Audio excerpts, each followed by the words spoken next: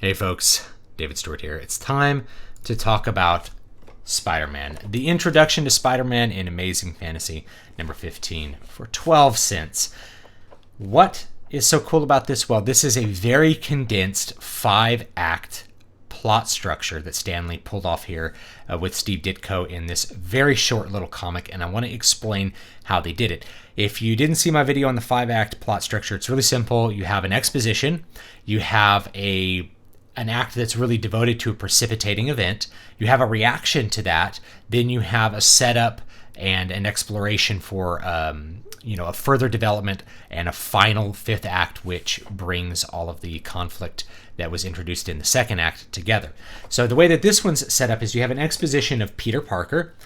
Peter Parker, the nerd, the social outcast.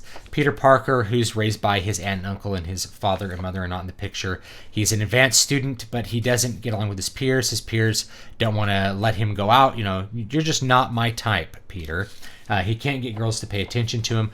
2 pages for the exposition of Peter Parker, but also in those 2 pages, you're setting up what Peter Parker lacks, which is he lacks that social standing, and you're creating what is actually, in this case, a tragic flaw. So not only does this occur in 5 acts like a Shakespeare play, it also is a bit of a Shakespearean tragedy condensed down into a very small comic book. So the first 2 pages is exposition and setting up his tragic flaw, which is envy and a desire to be selfish as part of that. Then you have a 2nd act, which is the precipitating event. It's the big event where everything reacts to it. In this case, it's Peter Parker being bitten by a spider and then having transformed effects, becoming Spider-Man. Then you have, starting right here, a few minutes later, you have him going into a reaction phase, which is the 3rd act of what you'd have in like a Shakespeare play or in a 5-act structure. So he's reacting to this and formulating a plan for what he's going to do with this, right? He's like, I'm going to use this to make money. Even though I'm rejected socially, this is an opportunity for me to be who I want to be, which is, an athletic and advanced person, a person who people like and admire. And so he does that. He becomes a wrestler. And then here what we have is a 4th phase or a 4th act in which he is, we're setting up the final conflict and the tragic fall in the 5th act. And we're setting that up with a little bit of a subplot. He refuses to help a police officer nab a thief. And this is him exhibiting his tragic flaw, his selfishness. That's a result of his envy, his desire to have a more advanced social standing than what he has, his desire for ambition in a sense. So if you want to go back to like really classical versions of this stuff, it would be ambition.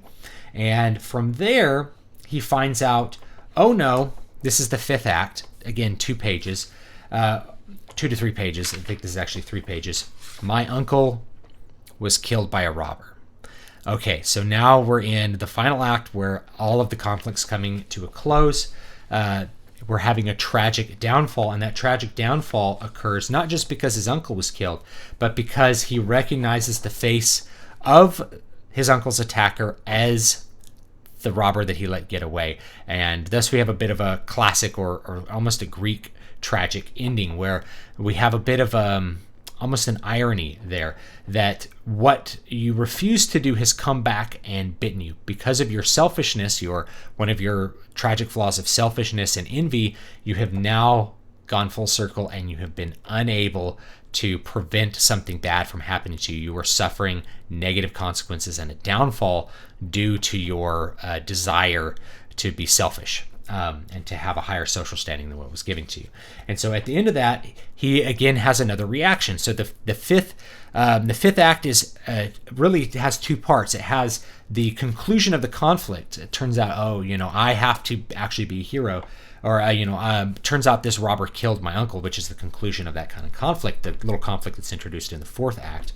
And then we finally have the reaction to that, which is, with great power comes great responsibility. So if you look at this, this is only 1, 2, 3 for the 5th act, 3 pages for the 5th act, 2 pages for the 4th act, 2 pages for the 3rd act, 2 pages for the 2nd act, 2 pages for the 1st act.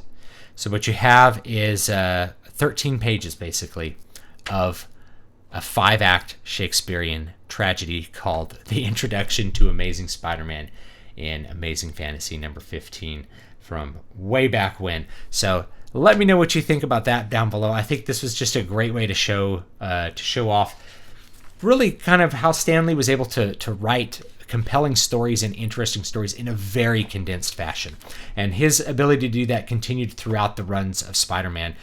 In a lot of cases, you get a Spider-Man book and you get 2 stories that had 3 acts to them that were clearly defined.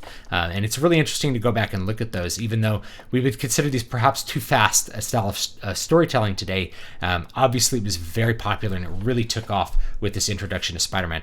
One of the things about doing a tragic arc for Spider-Man is that because Spider-Man is a likable character at the beginning, and because we identify with him, especially for a young person reading this, and maybe we don't feel like we are at the top of the social heap, which most people don't feel like they're at the top of the social heap, we sympathize with him right away, and we like him right away.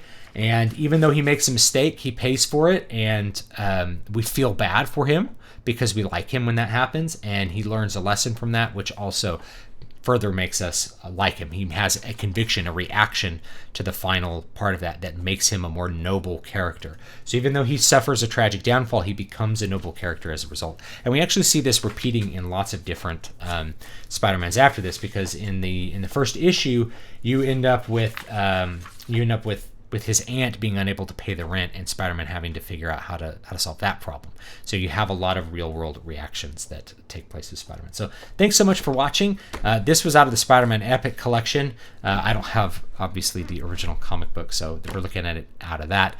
Thanks so much for watching. Let me know what you think down below, and I'll see you guys next time.